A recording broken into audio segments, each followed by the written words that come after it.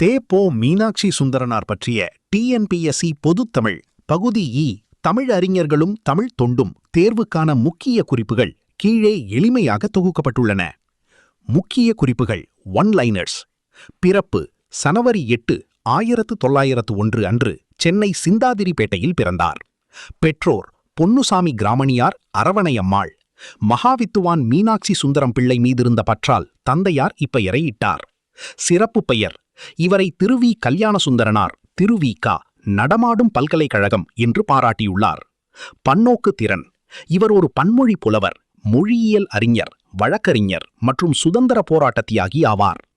முதல் துணைவேந்தர் மதுரை காமராசர் பல்கலைக்கழகத்தின் முதல் துணைவேந்தராக பணியாற்றினார். அமைப்புகள் அனைத்திந்திய பல்கலைக்கழக தமிழாசிரியர் மன்றத்தை தோற்றுவித்தார். பெற்ற பட்டங்களும் விருதுகளும். பன்மொழி புலவர் குன்றக்குடி அடிகளார் வழங்கியது தமிழ், ஆங்கிலம், தெலுங்கு, மலையாளம், கன்னடம், சமஸ்கிருதம், இந்தி, பிரெஞ்சு, ஜெர்மன் ஆகிய மொழிகளை அறிந்தவர். பல்கலைச் செல்வர் திருவாவடுதுறை ஆதீனம் வழங்கியது. பெருந்தமிழ் மணி சிவபுரி சன்மார்க்க சபை முதலமைச்சர் காமராசர் முன்னிலையில் வழங்கப்பட்டது. பத்மபூஷன் விருது 1977 இந்திய அரசு வழங்கி கௌரவித்தது. தேர்வுக்கு தேவையான கூடுதல் தகவல்கள். Bro tips. கல்விப்பணி.